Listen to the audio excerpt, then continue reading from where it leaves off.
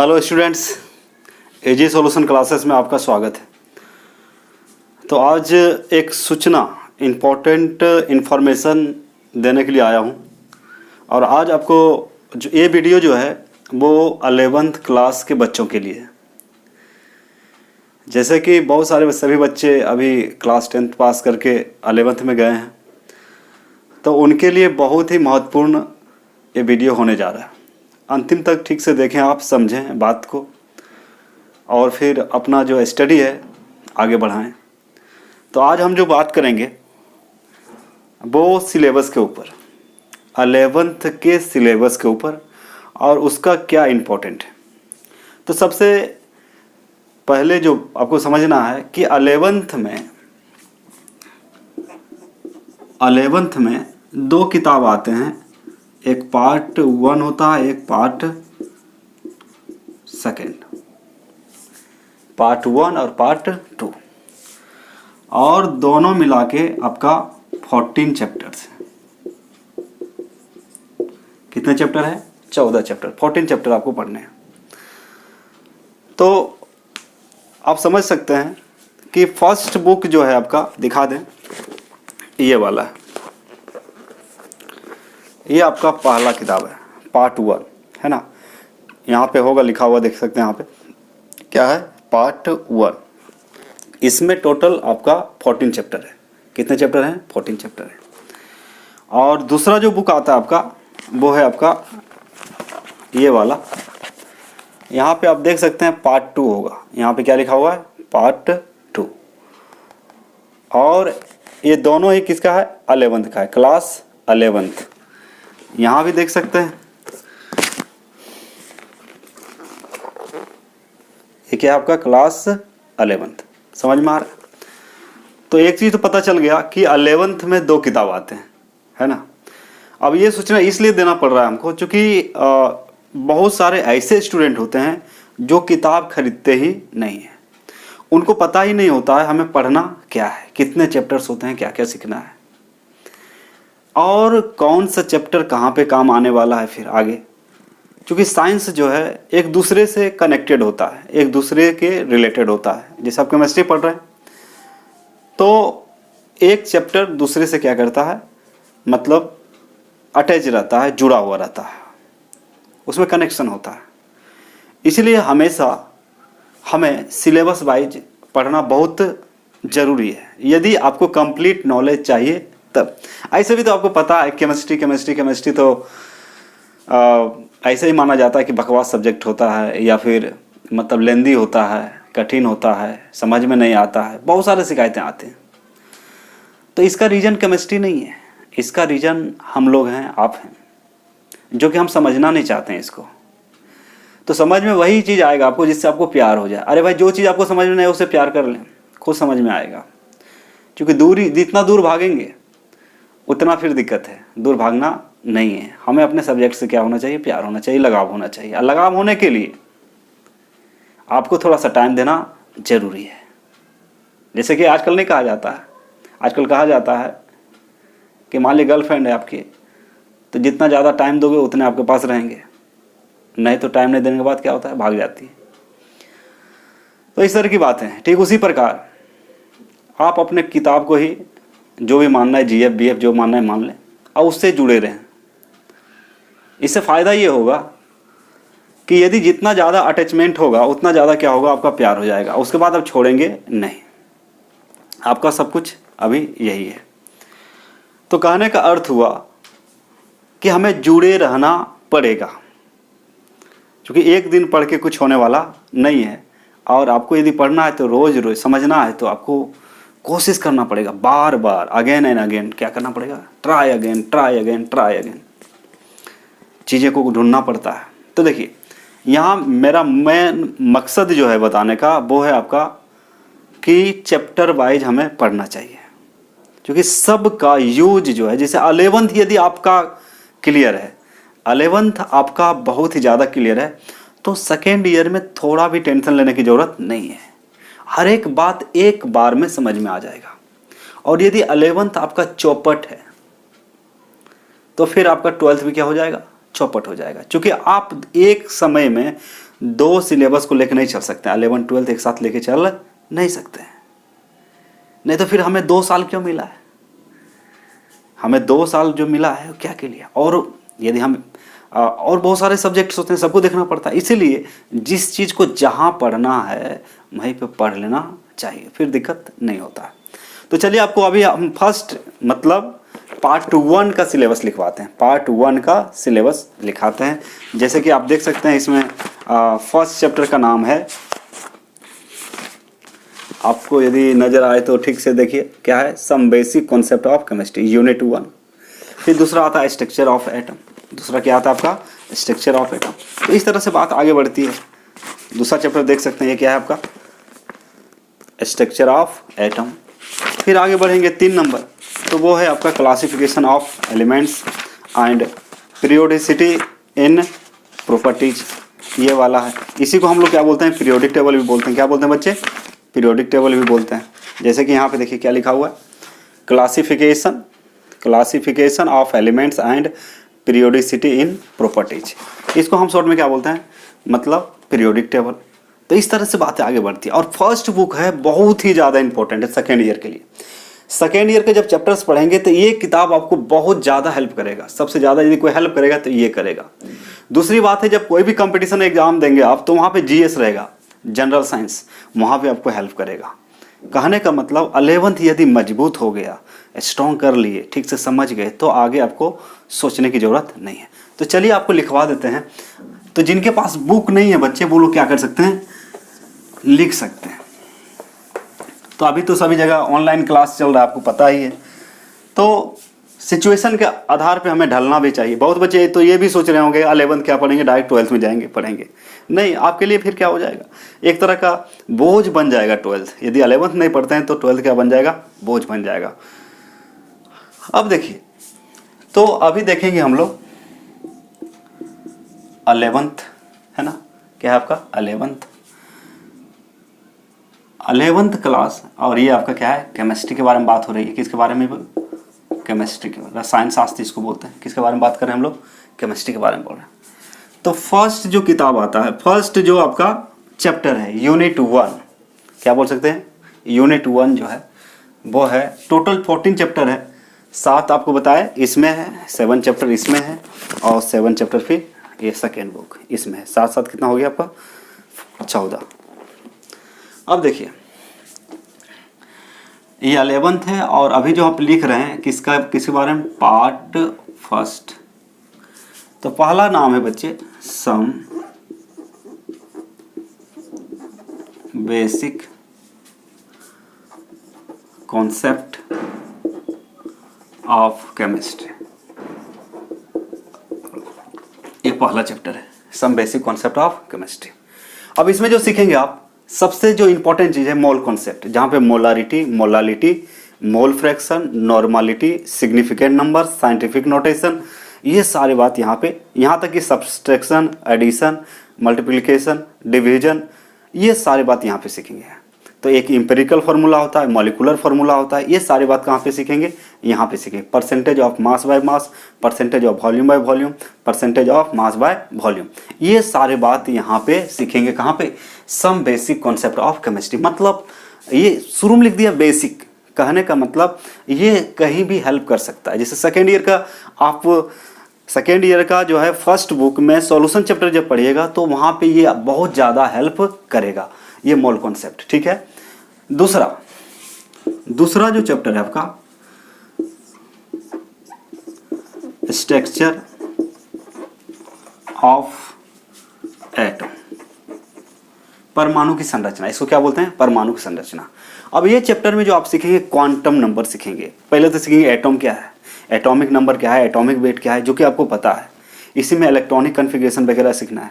और एटम का पूरा खानदान जानने के लिए यहाँ पे एक थ्योरी है जो है क्वांटम थ्योरी। तो क्वांटम नंबर यहाँ पे पढ़ेंगे। जैसे क्वांटम नंबर 4 होता है, principal quantum number, azimuthal quantum number, magnetic quantum number, spin quantum number, ये सारी बात कहाँ सीखेंगे? यहाँ पे सीखिएगा, बहुत इंपॉर्टेंट। उसके बाद पैरामैग्नेटिक कौन होगा, डायामैग्नेटिक क्या होता है, ये मैग्नेटिक मोमेंट क्या है, एंगुलर और वाइटल मोमेंटम क्या है ना, स्पिन एंगुलर मोमेंटम क्या है, ये सारे बात कहाँ पे सीखेंगे, यहाँ पे सीखेंगे। 3 नंबर जो आता है अभी बताए थे, classification of elements, classification of elements and periodicity in properties, periodicity in properties, उसको आप एटॉमिक स्ट्रक्चर बोल सकते हैं। तो 3 नंबर चैप्टर का नाम क्या है, देखिए, classification of elements, classification of elements and periodicity in properties. इसको हम शॉर्ट में क्या बोलेंगे, पीरियोडिक टेबल। क्या बोलिएगा बच्चे, पीरियोडिक टेबल। अब इसमें जो सीखने वाले हैं, तो जो पीरियोडिक टेबल होता है आपको जानवे करते हैं, जिसमें आप लोग एलिमेंट का नाम सीखते हैं, hydrogen, helium, lithium, beryllium, boron, carbon, nitrogen, oxygen, fluorine, neon, sodium, magnesium, aluminium, silicon, ऐसे सीखते हैं। कहने का मतलब इसके अलावा वहाँ पे ग्रुप बिना पीरियोडिक टेबल देखे ग्रुप को कैसे निकाल सकते हैं, पीरियड को कैसे निकाल सकते हैं, कौन सा एलिमेंट किस में आएगा, ये सारे चीज़ आप कुछ सीखेंगे। उसी में ब्रिज रिलेशनशिप क्या होता है ना, डायगोनल रिलेशनशिप क्या होता है, कौन सा ग्रुप में कौन सा पीरियड में किसका क्या प्रॉपर्टी है ना, कब आयोनाइजेशन एंथैल्पी बढ़ेगा, कब आयोनाइजेशन एंथैल्पी घटेगा, आयोनाइजेशन एंथैल्पी किस पर निर्भर करता है, यानी कि आयोनाइजेशन एंथैल्पी, इलेक्ट्रॉन अफिनिटी, सब किस में पढ़ना है, वो आपका पीरियोडिक टेबल, यानी कि classification of elements and periodicity in properties. इसी को हम लोग क्या लिखें यहाँ पे, पीरियोडिक टेबल। 4 नंबर जो चैप्टर है यहाँ पे सबसे ज्यादा यदि इंपॉर्टेंट है वो 4 नंबर जो है केमिकल बॉन्डिंग। 4 नंबर में क्या पढ़ना है आपको, chemical bonding and molecular structure, molecular structure. ये जो चैप्टर है बहुत ही महान है, क्योंकि इसके पढ़े बिना आप बहुत कुछ नहीं सीख सकते हैं, इसका जरूरत पड़े। जैसे ऑर्गेनिक केमिस्ट्री पढ़िएगा तो ऑर्गेनिक केमिस्ट्री में आपका हाइब्रिडाइजेशन आता है और हाइब्रिडाइजेशन यहीं पे सीखना है। बॉन्ड कैसे बनाते हैं तो बॉन्ड भी यहीं से सीखना है। जैसे बॉन्ड कितने हैं, जैसे आप लोग जानते हैं कि कोवेलेंट बॉन्ड होता है, कोऑर्डिनेट बॉन्ड होता है ना, तो ये कैसे बनता है ना, आयनिक बॉन्ड होता है, तो ये कैसे बनता है, तो covalent bond, coordinate bond, ionic bond, ये कैसे बनता है, या उसी को इलेक्ट्रोवैलेंट बॉन्ड बोलते हैं, आयनिक बॉन्ड को क्या बोलते हैं, इलेक्ट्रोवैलेंट बॉन्ड। ये कैसे बनते हैं, बॉन्ड क्या होता है, उसका फॉर्मेशन कब होता है, किस स्थिति में होता है, ये सारी जानकारी इसमें मिलेगा। इसके अलावा इसमें आप सीखिएगा जो इंपॉर्टेंट सबसे ज़्यादा है वो हाइब्रिडाइजेशन, इसी चैप्टर में सीखना है, जो कि ऑर्गेनिक केमिस्ट्री में आपको हेल्प करता है। तो सबसे पहली बात है कि ऑर्गेनिक केमिस्ट्री में ये बहुत ज़्यादा हेल्पफुल है। उसके बाद खाली ऑर्गेनिक ही नहीं, और कोई भी चैप्टर पढ़िएगा, जैसे यहाँ पे मॉड पढ़िएगा, मॉलिक्यूलर और वाइटल थ्योरी, वेस्पर थ्योरी यहाँ पे पढ़ेंगे। फिर लुईस स्ट्रक्चर कैसे बनाया जाता है, मतलब कोई मॉलिक्यूल्स दिया है उसका स्ट्रक्चर कैसे हम लोग बना सकते हैं। बॉन्ड एंगल किस मॉलिक्यूल्स का कितना होगा, बॉन्ड एंगल कितना होता है, सिग्मा बॉन्ड क्या है, पाई बॉन्ड क्या है, कैसे निकालेंगे कितना सिग्मा है कितना पाई है। कभी कभी ऑब्जेक्टिव में भी आता है कि एक बार पूछा था आपका 18 में शायद या 19 में, C2 में कितने पाई बॉन्ड होते हैं, C2 में कौन कौन सा बॉन्ड होते हैं, तो C2 में ओनली 2 पाई बॉन्ड्स होता है। तो ये सब रीजन यहाँ पे आप सीखिएगा, किसमें, केमिकल बॉन्डिंग। और ये 11th का सबसे बड़ा चैप्टर है, 11th का क्या है, सबसे बड़ा चैप्टर है 4 नंबर। 5 नंबर में जो पढ़ना है आपको, दिख रहा है ना सबको, 5 नंबर में जो पढ़ना है वो है स्टेट्स ऑफ मैटर, जैसे कि द्रव्य की अवस्थाएं। कहने का मतलब ये बात आपको पता है, पदार्थ की अवस्थाएं आपको पता है, 3 अवस्था होता है, सॉलिड स्टेट, गैसियस स्टेट और लिक्विड स्टेट, या सॉलिड, लिक्विड और गैस होता है। तो इस चैप्टर में जो सबसे ज्यादा आपको पढ़ना है वो गैसियस स्टेट पढ़ना है, और थोड़ा सा लास्ट में पढ़ना है लिक्विड स्टेट। तो ये जो चैप्टर है पूरा गैस के बारे में आपको बताएगा कि गैस का वॉल्यूम कब बढ़ेगा, वॉल्यूम बढ़ेगा तो क्या बढ़ेगा, प्रेशर घटेगा कि बढ़ेगा। दूसरी बात, यहाँ पे गैस का नियम पढ़ेंगे, जैसे गैस का नियम होता है बॉयल्स का नियम, चार्ल्स का नियम, एवोगाड्रो का नियम, गे-लुसेक का नियम पढ़िएगा, और इसका कंबाइंड फॉर्म पे फिर पढ़िएगा आइडियल गैस इक्वेशन, जैसे आप बोलते हैं ना PV = nRT, ये सारी बात। अब ये चीज बहुत इंपॉर्टेंट। तो कहने का मतलब ये सारे डेरिवेशन किस में होगा, स्टेट्स ऑफ मैटर में। तो कितना हुआ आपका 5 नंबर, ये हुआ आपका चैप्टर नंबर 5।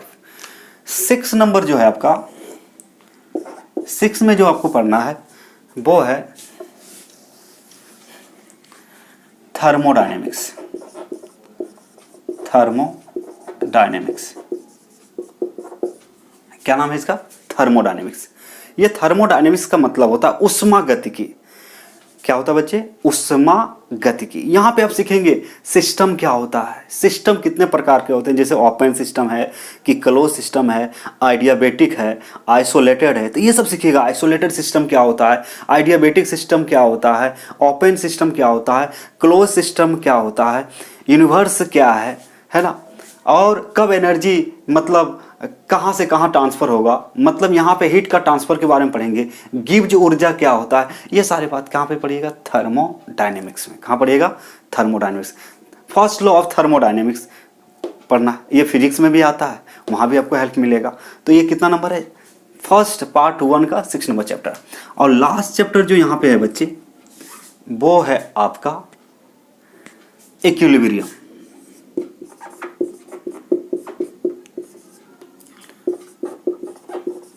तो फर्स्ट किताब का लास्ट है इक्विलिब्रियम। इसका मतलब होता है साम्य अवस्था। क्या होता है, साम्य अवस्था होता है। इसमें आप सीखेंगे कि कोई भी केमिकल रिएक्शन है वो इक्विलिब्रियम को कब प्राप्त करेंगे, इक्विलिब्रियम का मतलब होता क्या है, साम्य अवस्था आखिर है क्या, और ये कब ऑब्टेन होता है।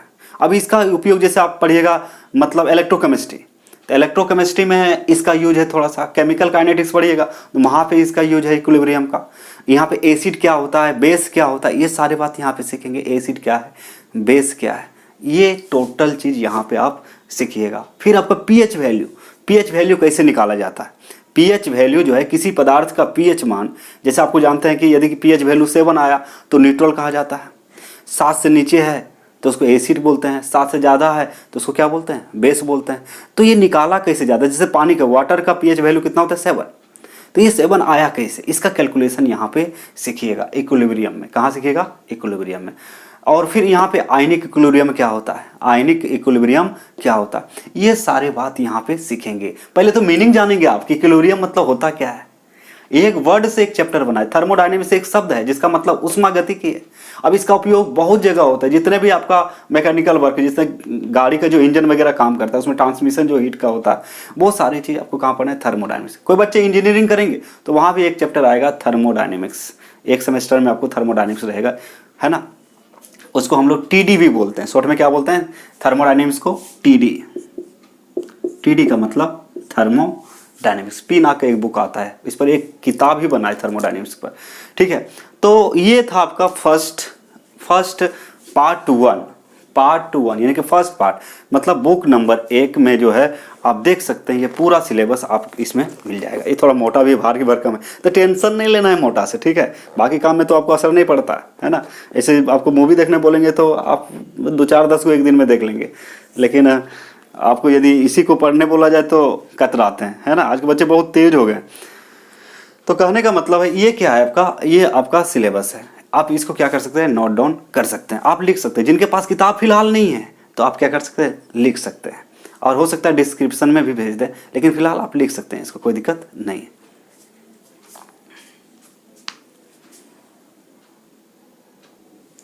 चलिए आइए अब देखते हैं पार्ट 2। अब इस किताब में क्या क्या चैप्टर है उसको देखेंगे, है ना। सेकेंड बुक का जो है अभी लिखेंगे हम लोग सिलेबस इसका। इसमें क्या है, ये थोड़ा पतला है इसमें भी, लेकिन कितना चैप्टर है, 7 चैप्टर्स। चलिए आइए हम लोग देखते हैं। तो ये पार्ट 2, 11th का पार्ट 2। तो 7 चैप्टर था पार्ट 1 में, और यहाँ सेकेंड पार्ट में 8 नंबर से शुरू होगा। कहाँ से होगा, 8 से। तो देखिए 8 नंबर जो चैप्टर होंगे, 8 नंबर जो आपका चैप्टर होगा वो है रेडॉक्स रिएक्शन। ऑक्सीडेशन और रिडक्शन क्या होता है यहाँ पे सीखेंगे। ऑक्सीडेशन क्या है, रिडक्शन क्या है, और डेनियल सेल किसे कहते हैं, डेनियल सेल क्या होता है, बैटरी कैसे वर्क करता है, बैटरी में कौन सा रिएक्शन होता है, ये सारे बात यहाँ सीखेंगे। और यहाँ यदि रेडॉक्स रिएक्शन पढ़ लिया आप तो फिर सेकेंड ईयर में इलेक्ट्रोकेमिस्ट्री में ये हेल्प करेगा। रेडॉक्स रिएक्शन कहाँ हेल्प करेगा? सेकेंड ईयर का जो इलेक्ट्रोकेमिस्ट्री आप पढ़िएगा, यानी कि फर्स्ट बुक का तीसरा लेसन, वहाँ पे आपको रेडॉक्स रिएक्शन बहुत ही ज़्यादा मदद करेगा। रेडॉक्स रिएक्शन हो गया। इसके बाद 9 नंबर में जो है एक चैप्टर है बच्चे, हाइड्रोजन। बहुत ही इंपॉर्टेंट चीज़ है। जैसे हाइड्रोजन ऐसे सूचित करते हैं, मतलब पीरियोडिक टेबल में पहला एलिमेंट दिखाई देता है आपको हाइड्रोजन, है ना। अब ये हाइड्रोजन से एक चैप्टर बना है, मतलब समझ सकते हैं इसमें कितना नॉलेज आपको मिल सकता है। जैसे यहाँ पे सीखिएगा कि हाइड्रोजन का जो है आपका आइसोटॉप्स क्या क्या है। जैसे होता है ना प्रोटियम, डिटोरियम, ट्राइटियम, है ना। कौन रेडियो एक्टिव होता है, न्यूक्लियर रिएक्टर में किसको यूज किया जाता है, ये सारी बात, क्योंकि ये फ्यूचर में जो है ईंधन के रूप में आएगा। इसका ईंधन के रूप में हम लोग यूज करते हैं। क्या करते हैं? जैसे हम लोग फ्यूल सेल भी बनाते हैं, फ्यूल सेल तो हाइड्रोजन का यूज होता है। सीन गैस क्या होता है वो पढ़िएगा। और ये हाइड्रोजन किसके साथ रिएक्शन करके किस कंडीशन में क्या क्या बना सकता है, क्या क्या प्रोडक्ट बना सकता है, उसके बारे में आपको ये जानकारी मिलेगी। तो ये क्या है आपका हाइड्रोजन है। उसके बाद 10 में जो है आपका एस ब्लॉक एलिमेंट है। S block element, S block element. अब एस ब्लॉक एलिमेंट में क्या सीखिएगा? जैसे पीरियोडिक टेबल में क्या होता है, पीरियड और ग्रुप। तो देखिए 2 पीरियड के बारे में, जैसे फर्स्ट ग्रुप, फर्स्ट ग्रुप में आता है जैसे होता है हेलिना के रब से फरियाद, ये एलिमेंट का नाम है, ये फर्स्ट ग्रुप में आता है। देखिए याद हो गया, हेलिना के रब से फरियाद मतलब हाइड्रोजन, लिथियम। तो यहाँ पे देखिए हाइड्रोजन, लिथियम, सोडियम, इसके बारे में पढ़िएगा। इसको क्या कहा जाता है? ये अल्कली मेटल है, अल्कलाइन अर्थ मेटल है। तो हेलिना कर रब से फरियाद। तो और ये एस ब्लॉक के अंदर आता है सेकेंड ग्रुप। अब सेकेंड ग्रुप होता है बेटा, मांगे, कन्या, सुंदर, बाप, राजी, बप्पा राजी। अब यहाँ पे देख, अब इसे करने से क्या होता है, याद हो जाता है। तो यही आपका एस ब्लॉक है। ये दोनों मिला के क्या बना है आपको, एस ब्लॉक। इसी को बोलते हैं एस ब्लॉक एलिमेंट। इससे एक चैप्टर बन गया। इससे क्या बन गया आपका चैप्टर। तो ये किसके साथ रिएक्शन कर सकता है, क्या बना सकता है, सॉल्ट बनाएगा, क्या बनाएगा। जैसे हेलोजन के साथ रिएक्शन करेगा तो क्या बनाता है, ये सॉल्ट बनाता है ना। तो ये एलिमेंट के बारे में जानकारी प्राप्त होगा। जैसे मैग्नीशियम है, कहाँ यूज करते हैं, कैल्शियम है, क्या क्या बनता है, कि किसके साथ रिएक्शन कर सकता है, क्या क्या प्रोडक्ट बना सकता है। तो ये एस ब्लॉक एलिमेंट के अंदर हाइड्रोजन को छोड़ के, किसको छोड़ के, हाइड्रोजन को छोड़ के बाकी इतने एलिमेंट के बारे में पढ़िएगा। यही आपका एस ब्लॉक एलिमेंट है। उसके बाद एस ब्लॉक में कॉन्फ़िगरेशन कैसे लिखा जाता है, एस ब्लॉक का कॉन्फ़िगरेशन क्या होता है, तो इसमें बहुत सारे नॉलेज मिलेगा। तो कहने का मतलब एस ब्लॉक क्या है, एक आपका चैप्टर है। अब वो आता है आपका 10 नंबर में।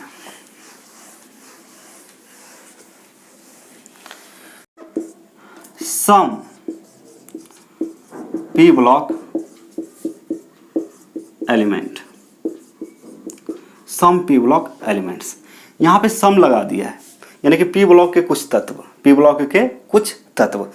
अब देखिए पी ब्लॉक में आता है 13 नंबर से group number 13 to group number 18, 13 से 18 तक के जो ग्रुप है वो आता है पी ब्लॉक के अंदर। लेकिन यहाँ पे सम पी ब्लॉक एलिमेंट लिखा है, मतलब पी ब्लॉक एलिमेंट के कुछ, पी ब्लॉक के जो एलिमेंट है उनमें से कुछ तत्वों के बारे में इस चैप्टर में दिया गया है। उसके बारे में हम लोग क्या करेंगे, पढ़ेंगे। जैसे फर्स्ट ग्रुप के बारे में थोड़ा दिया है, सेकेंड, थर्ड, इस तरह से।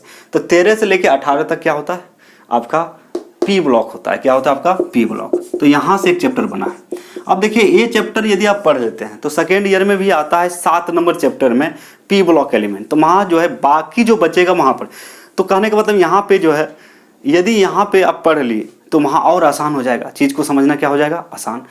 कोई भी घटना घट रहा है, जैसे मान लीजिए H2O जो है ये लिक्विड अवस्था में पाया जाता है। किस में पाया जाता है, लिक्विड अवस्था में पाया जाता है। लेकिन H2S गैस अवस्था में पाया जाता है।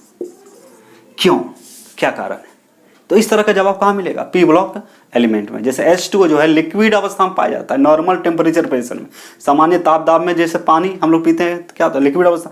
लेकिन यही H2S देखिए, इसमें भी H2 है, इसमें भी H2 है, ये भी आपका 16 नंबर ग्रुप का है, ये भी आपका 16 नंबर ग्रुप का है, तो दोनों एक ही अवस्था होना चाहिए, लेकिन ऐसा नहीं होता। इसके पीछे कारण क्या है?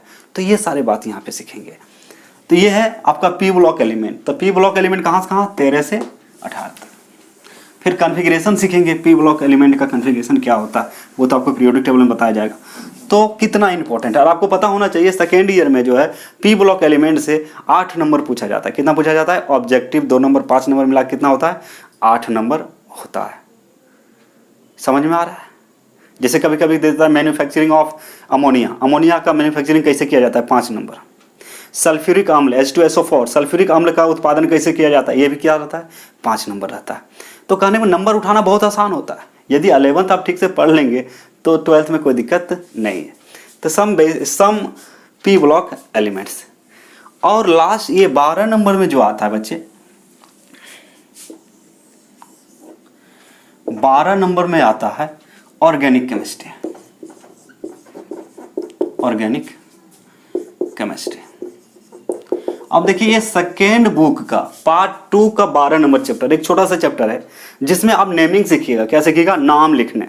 ऑर्गेनिक कंपाउंड का जो है नाम लिखने सिखाया जाएगा। जैसे अल्कोहल हुआ, कीटोन हुआ, फंक्शनल ग्रुप जैसे आप पढ़े हैं, तब फंक्शनल ग्रुप में कौन कौन आता है? अल्कोहल आता है, कीटोन आता है, कार्बोक्सिलिक एसिड आता है, एमीन आता है, इस तरह की बात है, एमाइड आता है। तो कहने का अर्थ हुआ ईथर आता है। कहने का अर्थ हुआ ऑर्गेनिक केमिस्ट्री में यहाँ पे नोमेनक्लेचर सीखेंगे, कैसे नाम लिखा जाता है। लेकिन ऑर्गेनिक केमिस्ट्री जब पढ़िएगा तो 4 नंबर जो चैप्टर था आपका chemical bonding and molecular structure, वो भी आपको क्या करेगा? यहाँ पे हेल्प करेगा, है ना। उसके बाद यानी कि यहाँ पे ऑर्गेनिक कंपाउंड का नेमिंग के बारे में, यानी जिसको नोमेनक्लेचर बोलते हैं, नामाकरण, नाम कैसे लिखा जाता है, नाम कैसे लिखा जाता है। इथाइल, मिथाइल, प्रोपाइल, है ना। जैसे ethyl alcohol, methyl alcohol, ethanol, methanol कैसे आता है, कॉमन नेम क्या होता है, आईपीसी नाम क्या होता है, ये सब वहाँ पे सीखेंगे। ज़्यादा कोई बड़ी बात नहीं। सबसे आसान यदि है तो वो है ऑर्गेनिक केमिस्ट्री। 11th में सबसे आसान चैप्टर है वो है आपका ऑर्गेनिक, जो कि सेकेंड बुक का 12 नंबर है। सेकेंड बुक का ये 12 नंबर है। आपको दिखा देते हैं, देखिए ध्यान से देखें। ऑर्गेनिक केमिस्ट्री, ऑर्गेनिक केमिस्ट्री यही वाला चैप्टर नंबर कितना है? चैप्टर नंबर आपको मिल जाएगा 12। यहाँ पे देखिए कितना लिखा हुआ है, चैप्टर नंबर 12 ऑर्गेनिक केमिस्ट्री। कौन सा पार्ट? सेकेंड पार्ट है ये। कौन है? पार्ट 2। पार्ट 2 में आता है ये, ठीक है। तो हमें सिक्वेंसली पढ़ना है। मतलब यदि हम डायरेक्ट शुरू करते हैं ऑर्गेनिक केमिस्ट्री, मतलब आपका उधर सब पूरा गोल हो गया। फर्स्ट किताब आपका क्या हो गया? पूरा गोल, सफाई चट। क्योंकि इसमें मज़ा आता है बच्चे को। इसमें क्या लगता है? मज़ा। ज़्यादा दिमाग खर्चा होता नहीं है, खूब मन लगता है। लेकिन ये बहुत सारा छोटा ही चैप्टर है जो कि आप मैक्सिमम 5 से 7 क्लास में इसको पूरा मतलब ख़त्म किया जा सकता है। बहुत आसानी से, बहुत आसानी से सब समझ सकता है, कोई दिक्कत इसमें नहीं। सबसे ईजीएस्ट, सबसे आसान कोई चैप्टर है तो वो है यहाँ पे ऑर्गेनिक केमिस्ट्री, जिसमें नोमेनक्लेचर वगैरह सिखाया जाता है। और उसके बाद फिर उसका कभी कभी क्या होता है, केमिकल मॉलिक्यूलर फार्मूला दिया हुआ है तो स्ट्रक्चरल फार्मूला लिखिए, है ना। उसके बाद इसमें आइसोमेरिज्म पढ़ते हैं। क्या पढ़ते हैं? आइसोमेरिज्म, समावयवता जिसको बोलते हैं, आइसोमेरिज्म पढ़िएगा। उसके बाद फिर क्या पढ़ते हैं? इसका नेमिंग पढ़ते हैं, common name, IPC name, functional group, और क्या चीज़ है? Functional group. ये है आपका ऑर्गेनिक केमिस्ट्री। और लैंग्वेज में देखें तो डिस्टिलेशन क्या होता है, क्रिस्टलाइजेशन क्या होता है, ये सारी चीज़ यहाँ पे पढ़ते हैं हम लोग, ठीक है।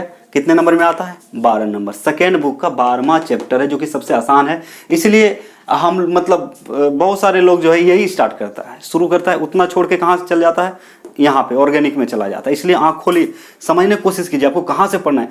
अरे सब टीचर पे ही छोड़ देंगे तो आपका भी दिमाग का यूज होना चाहिए। समझ रहे हैं ना कि कहाँ से हमें पढ़ना है, क्या छूट गया है, तो किताब रहेगा तब नहीं। इसलिए जो आपके नज़दीकी कोई दुकान है या कहीं मिलता है या कहीं मंगवाइए किताब को, और नहीं तो हम यहाँ सिलेबस आपको दे रहे हैं, इसको लिख सकते हैं, कहीं भी पढ़ें आप, लेकिन आपको सिलेबस वाइज पढ़ना बहुत जरूरी, नहीं तो अधूरा ज्ञान आपको फिर आगे दिक्कत करेगा। कंपटीशन, आप जीएस जनरल कंपटीशन भी तैयारी कर रहे हैं तो वहाँ पे जीएस होता है, वहाँ पे फंस जाइए, बोलेगा बाप रे, वहाँ सोचिएगा 11 12 बढ़िया पढ़ लेते तो यहाँ कोई दिक्कत नहीं, चूँकि यही चीज़ उठ के जाएगा। कोई भी बीएससी में ले रहे हैं, बीएससी में आपका केमिस्ट्री ऑनर है, वहाँ पे यदि आप केमिस्ट्री यहाँ पे ठीक से पढ़ लिए तो वहाँ पे आपको दिक्कत नहीं है, लेकिन सीरियल वाइज सिस्टमेटिक ढंग से पढ़िएगा तब ना, ये ज़रूरी होता है। दिमाग में टोकिए, किसी कहने पर मत आइए, खुद कभी कभी रिसर्च कीजिए, खुद देखिए, पहले खोजिए क्या चीज़ है नहीं है, कहाँ पे क्या है। इस तरह से दिमाग को बिजी रखें। दिमाग को क्या करें, आप स्टूडेंट हैं, जितना बिजी रख सकते दिमाग को कभी बैठा के नहीं रखना चाहिए। ये शरीर है तो इसको जितना ज़्यादा यूज करेंगे उतना ही ठीक रहेगा, नहीं तो रखा रखा कोई भी चीज़ खराब हो सकता है। समझ में आ रहा है? आपका दिमाग भी खराब हो सकता है, और आपका दिमाग तो ऐसे ही खराब रहता है, इसलिए आप ठीक कीजिए, स्क्रू को क्या कीजिए, टाइट कीजिए, और थोड़ा सा मतलब स्टेप लेना सीखिए, खुद से कुछ रिसर्च करने की कोशिश करें, जानने की कोशिश करें, हवा नहीं, हवा गिरी करने से कोई फ़ायदा नहीं है, आपको समझना पड़ेगा। इसीलिए आपको हिदायत देने आ रहे हैं, चूँकि बहुत 100 में, यानी कि बिहार बोर्ड का देखा जाए तो 100 में 90% बच्चा बुक नहीं खरीदते हैं, उसको पता ही नहीं होता सिलेबस क्या होता है, ऐसे चल रहा है, कुछ भी पढ़ाया जा रहा है, चल रहा है, उसको पता ही नहीं है कि, इसीलिए समुद्र के गहराई में मापना हो तो मतलब क्या करना पड़ता है, गोता तो लगाना पड़ेगा ही नहीं। जैसे कि कोई आदमी है, बोल दिया अरे ये वाला जो गड्ढा है ना 100 फीट गहराई है इसका, अब बोल दिया और आप सुन लिए, अब आप भी चिल्ला रहे हैं, जानता है वो उसका गहराई कितना है, 100 फीट है, मत कूदना तो, जबकि खुद कूदे नहीं है या रस्सी से नापे नहीं। इसलिए खुद से जजमेंट कीजिए। दूसरी बात है, आपको रियलिटी क्या है, रियल में आप पढ़ रहे हैं, मतलब जो पढ़ना चाहिए वो पढ़ रहे हैं या नहीं पढ़ रहे हैं, क्या चीज़ छूट रहा है उसको खोजिए, उसके बाद उसको फिर ध्यान से पढ़ने की कोशिश करें। रही बात बोर्ड का, तो बोर्ड में कोई टेंशन नहीं है, बोर्ड ऐसे में पास कर जाता है। यदि बिहार बोर्ड के स्टूडेंट है तो बहुत सारा देखिएगा, कभी कभी बच्चा ठीक से कभी क्लास भी नहीं करता है, उसका नंबर बहुत ज़्यादा है। अब बेचारा जो रात दिन मेहनत करे उसका नंबर क्या, अरे भूल जाओ तुम, यदि तुम मेहनत किया है तो मेहनत कभी बेकार नहीं जाता है। औकात कहाँ पता चलेगा, कंपटीशन में। औकात कहाँ पता चलेगा, कंपटीशन में चलेगा, अभी पता नहीं चलेगा, है ना। तो कहने का मतलब इधर रिजल्ट तो ठीक होगा ही, आप में कॉन्फिडेंस वगैरह है तो कोई दिक्कत नहीं है, लेकिन आपको जो है यदि नॉलेज अंदर से रहेगा तो वो आगे तक आपको क्या करेगा, ले जाएगा, आगे आपको जीएस छोड़ेगा नहीं। क्योंकि हमें पता है 12th के बाद बहुत बच्चे कहाँ जाएंगे, जनरल कंपटीशन में जाएंगे, कोई बहुत सारा इंजीनियरिंग मेडिकल में जाएंगे, तो उसके लिए आपको बारीकी से नॉलेज होना चाहिए। यदि 11 12 ठीक से पढ़ लिए तो उधर आगे की चीज़ समझने में कोई दिक्कत नहीं होगा। अब देखिए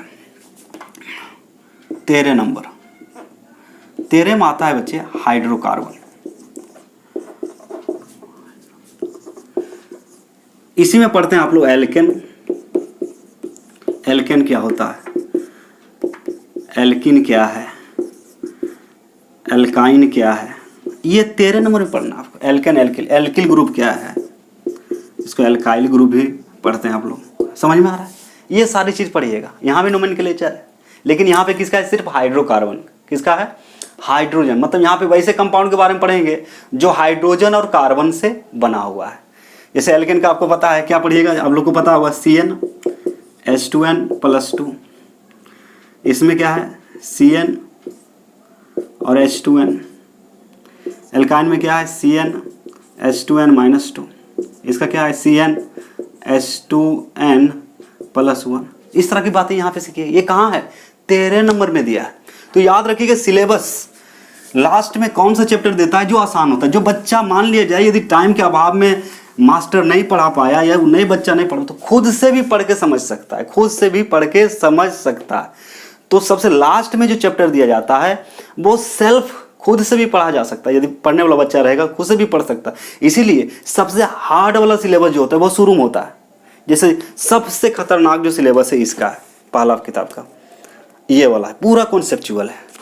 और जैसे जैसे आगे बढ़ेंगे, जैसे लास्ट में 2-4 चैप्टर जो रहता है बहुत ही आसान रहता है। इसलिए जो सेट करता है लास्ट वाला सिलेबस आसान इसलिए देता है क्योंकि मान लीजिए टाइम नहीं मिल पाया, टाइम खत्म हो गया, तो बच्चा खुद बाय खुद से भी पढ़ के समझ सकता है। इसीलिए लास्ट में क्या होता है, जैसे ऑर्गेनिक केमिस्ट्री सबसे आसान, हाइड्रोकार्बन सबसे आसान, क्लास 10 में भी पढ़े हैं, एल्केन, एल्किन, एल्काइन, समझ में आ रहा है। उसके बाद लास्ट जो चैप्टर है आपका वो है इन्वायरमेंटल केमिस्ट्री।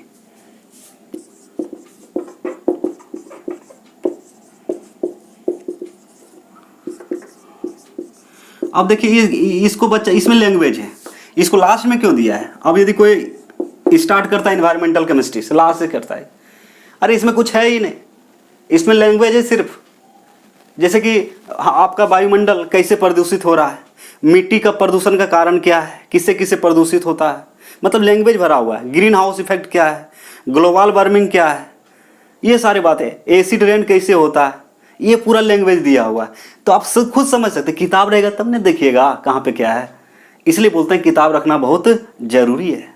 खाली ऊपर ऊपर हम लोग उछलते हैं, कभी यही शुरू कर देते हैं, यहाँ से शुरू कर देते हैं, ये कोई मतलब नहीं है। पढ़ने का कोई तरीका नहीं है, ना पढ़ाने का तरीका है। इसलिए अलर्ट रहें, समझे बात को। क्योंकि अभी इन्वायरमेंटल जैसे पर्यावरण रसायन जो है, इसमें आपको बताया, यदि आपको दे दिया जाए ग्रीन हाउस इफेक्ट, नीचे क्लास से पढ़ते आ रहे हैं, ग्लोबल वार्मिंग कैसे होता है ये भी पढ़ते आ रहे हैं, एसिड रेन, अम्लीय वर्षा कैसे होता है, जैसे ताजमहल के बारे में बताया गया होगा, क्या हो गया, खराब हो रहा है, जंग पकड़ रहा है, समझ में आ रहा है, फसल कभी कभी बर्बाद हो जा रहा है। तो इसके बारे में ये दिया हुआ है पूरा, तो इसको खुद से नहीं पढ़ा जा सकता है। इसलिए आपको दिखा है कि लास्ट में जो चैप्टर होते हैं, यदि आप चाहें तो खुद से भी समझ सकते हैं। इसीलिए लास्ट का जो चैप्टर होता है वो क्या होता है, आसान होता है। आप खुद देख सकते हैं, पूरा लैंग्वेज है इसमें। ये लास्ट चैप्टर आपको दिखा रहे हैं, क्या लिखा हुआ देखिए, इन्वायरमेंटल केमिस्ट्री। आप देखिए इसमें कहीं ना रिएक्शन मिलेगा ना कैलकुलेशन मिलेगा, पूरा का पूरा क्या है, लैंग्वेज है। तो आपको दिखा रहे हैं कि लास्ट में क्यों देता है, पूरा का पूरा कहानी है, पूरा का पूरा क्या है, कहानी है, जो कि आप नीचे क्लास में वही शायद पढ़े हैं, ये पूरा दिया हुआ है ना। उसके बाद देखिए और दिखाते हैं, और आप देख सकते हैं जैसे कि हाइड्रोकार्बन, 13 नंबर में क्या है, हाइड्रोकार्बन। ये भी आसान है, ये भी क्या है आपका आसान। यदि उधर पूरा पढ़ा हुआ है तो ये सब अपने से भी पढ़ सकते हैं, कोई दिक्कत नहीं है। आप देख सकते हैं नेमिंग कैसे किया जाता है हाइड्रोकार्बन के, बहुत सारी चीज़ें। तो कहने का अर्थ हुआ, आप लोग क्या रहें, थोड़ा सतर्क रहें, अलर्ट रहें। और देखिए हाइड्रोकार्बन, ये क्या है, 13 नंबर में हाइड्रोकार्बन। तो हाइड्रोजन एंड कार्बन, जैसे एल्केन, एल्किन, एल्काइन, जैसे एलपीजी गैस वगैरह, यहाँ पे देख रहे हैं ये इस तरह का स्ट्रक्चर आप क्लास 10 में बनाए होंगे। तो लास्ट में ये सब क्यों डालता है, ताकि यदि टाइम का अभाव हो तो बच्चा सेल्फ स्टडी भी कर सकता है, खुद से भी पढ़ सकता है। तो लास्ट वाला जो रहता है, जैसे ऑर्गेनिक केमिस्ट्री, हाइड्रोकार्बन में, ये सबसे आसान चैप्टर होता है, इसमें कोई ज़्यादा तोड़मोड़ नहीं होता है।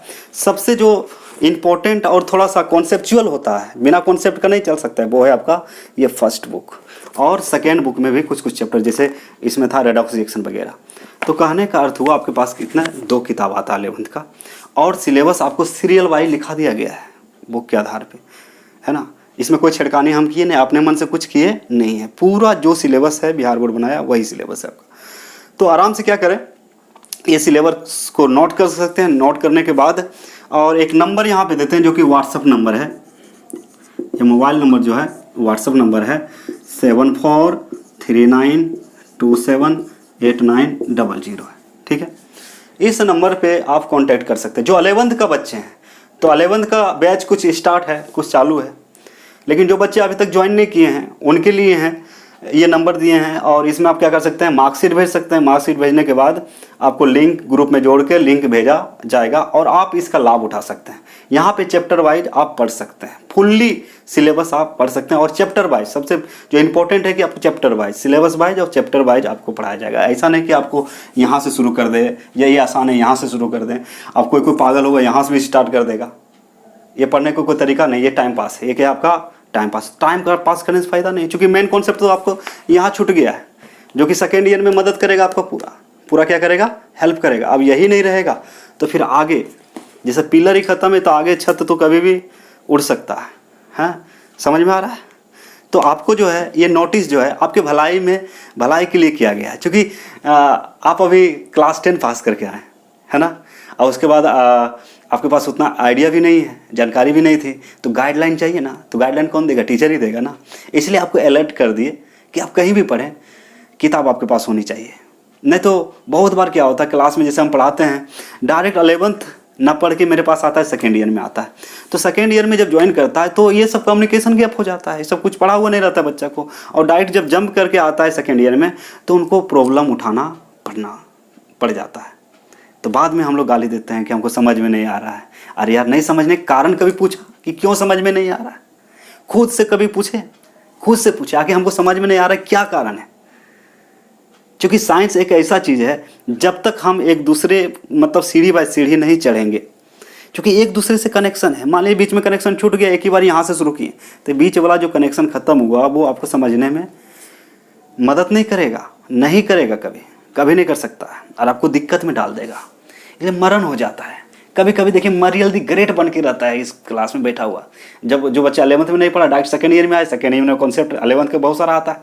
अब मान लीजिए पूरा डीपली जब 11th में पढ़ा ही नहीं, उसको साइड में भी बताया जाए कि ऐसे हुआ तो समझ में आएगा। मान लीजिए हाइब्रिडाइजेशन पढ़ा ही नहीं और यहाँ हाइब्रिडाइजेशन सेकेंड ईयर में चिल्ला रहे हैं, कभी समझ में आएगा? कभी नोमेनक्लेचर है, फर्स्ट ईयर में पढ़ा ही नहीं, सेकेंड ईयर में आ गया तो सेकेंड ईयर में तो रूल्स वगैरह थोड़ी रहता है, डायरेक्ट नोमेनक्लेचर रहता है। दूसरी बात, बहुत सारी चीज़ है। बॉन्डिंग का बात करें, अब केमिकल बॉन्डिंग पढ़ा ही नहीं, वहाँ बॉन्डिंग आ रहा है, नहीं बनेगा। तो यहाँ पे बात क्या है कि मोटा मोटी तौर पे देखा जाए कि 11th आपको पढ़ना है तो पढ़ना ही पड़ेगा। रही बात, सिर्फ एग्जाम के लिए नहीं बोल रहे हैं,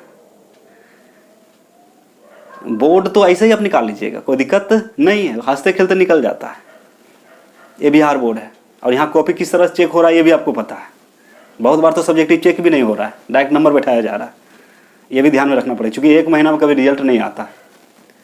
कमेंट तो नहीं करना चाहिए, लेकिन रियलिटी यही है, रियलिटी आपका यही है। तो रिजल्ट तो हम लोग के हाथ में नहीं है, हम लोग के पास तो मेहनत ही करने का है, और अभी यदि मेहनत कर दिए तो फिर कंपटीशन में आप औकात में आ जाइएगा। पता चला जो 400-500 नंबर ला के बैठा हुआ है, 400 से पार नंबर है, 300 से पार नंबर है, कभी पढ़ा लिखा भी नहीं, उतना नंबर आ गया, वो बैठे हैं घर में, और आप वहाँ जो कम नंबर लाने के बावजूद भी कंपटीशन को क्रैक किए हैं। तो मेन होता आपको नॉलेज होनी चाहिए, क्योंकि आगे भी आपको ये मदद करने वाला है। इसलिए 11th 12th का जो साइंस है, फिजिक्स केमिस्ट्री मैथ जो भी हो, यदि मजबूती से पढ़ लिया जाए तो आगे जो है आपका फ्यूचर आपके मुट्ठी में है। आप जिधर चाहें उधर मोड़ दे सकते हैं, लेकिन अंदर से दम नहीं रहेगा तो मोड़ नहीं दे पाएंगे आप, दिक्कत हो सकता है आपको।